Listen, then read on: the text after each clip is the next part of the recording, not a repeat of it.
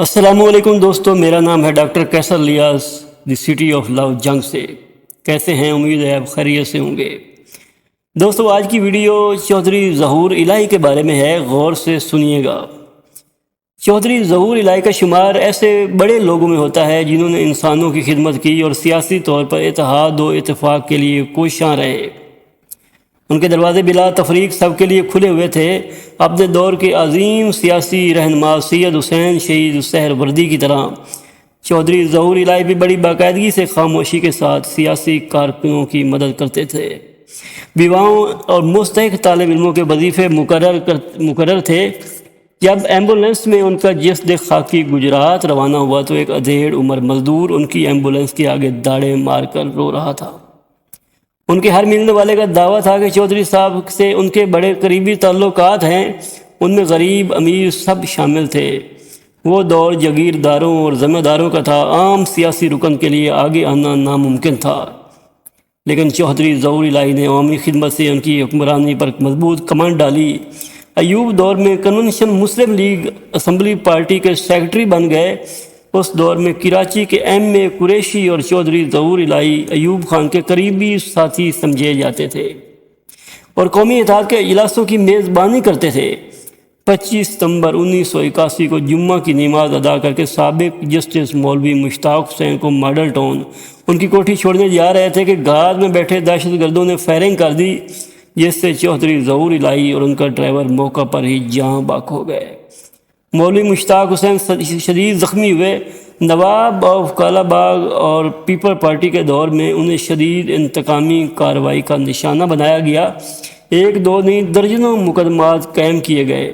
ان میں بھینس چوری کا مضحکہ خیز مقدمہ بھی شامل تھا۔ بلوچستان کے علاقے کوہلو میں اسلحہ کی سمگلنگ کا ایک مقدمہ درج کر کے انہیں لاہور سے گرفتار کر کے بلوچستان لایا گیا تاکہ کوہلو میں پیش کیا جا سکے۔ نواب اکبر بگٹی اس وقت بلوچستان کے گورنر تھے۔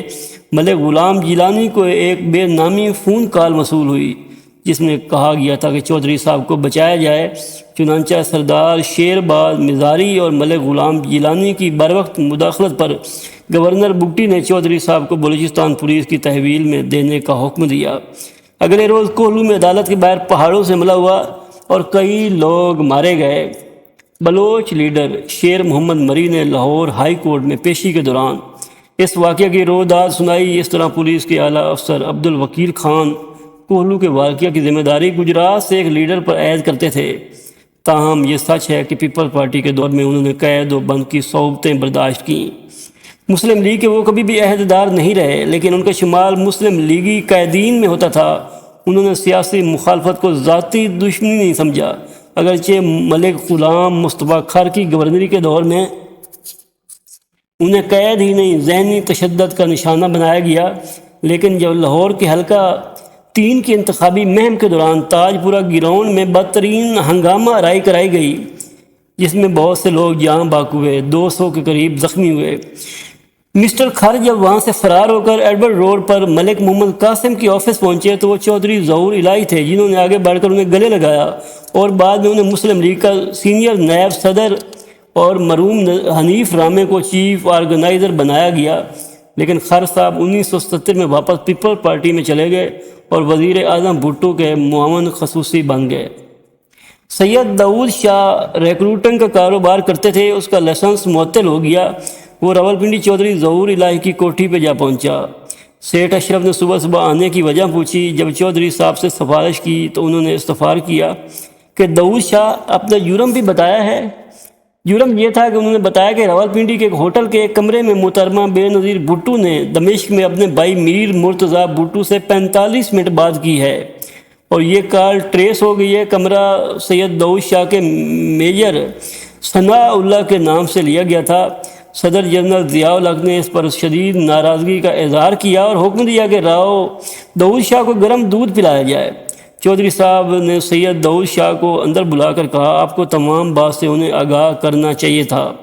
تاہم صدر مملکت کو مطمئن کر کے اس کی ایجنسی بحال کرا دی گئی۔ اس سے داؤد شاہ اتنے متاثر ہوئے کہ چودھری صاحب کے قریبی ساتھی بن گئے۔ اور دوسرا واقعہ یہ ہے کہ جب چودھری صاحب پر پے در پے مقدمات قائم کیے جا رہے تھے تو پشاور ہائی کورٹ کے سربراہ مسٹر جسٹس صفدر شاہ نے ان کی جنرل ضمانت منظور کر لی۔ مسٹر جسٹس صفدر شاہ پیپل پارٹی کے حامی سمجھے جاتے تھے اور بھٹو صاحب کے خلاف مقدمہ میں بھی ان کے حق میں فیصلہ لکھنے والوں میں شامل تھے، اور ظاہر ہے اس وقت یہ بہت بڑا جرم تھا، چنانچہ ان کے خلاف ریفرنس دائر کیا گیا۔ شاہ صاحب مرحوم نے 34 صفحات پر مشتمل استعفیٰ لکھا اور رات گئے لاہور میں چودھری ظہور الہی سے ملاقات کی، جس میں چودھری صاحب نے ان سے کہا کہ وہ 2 سطری استعفیٰ لکھ دیں، وہ صدر سے بات کر کے اسے منظور کرا لیں گے، لیکن چودھری صاحب کی بات سے پہلے ہی چیف جسٹس انوار الحق نے فیصلہ سنا دیا۔ تاہم چودھری ظہور الہی ہی تھے جنہوں نے سید صفدر شاہ کو لندن میں جلاد وطن حکومت قائم کرنے سے روکا تھا، جبکہ پیپل پارٹی کی جانب سے تیاری مکمل تھی۔ چودھری ظہور الہی اپنی ذات میں ایک ادارہ، ایک انجمن تھے۔ اب ایسے لوگ کہاں؟ فرینڈز، ویڈیو پسند آئی ہو تو لائک کریں اور چینل کو سبسکرائب کر لیں تاکہ نئی آنے والی ویڈیو آپ تک پہنچ سکے۔ شکریہ۔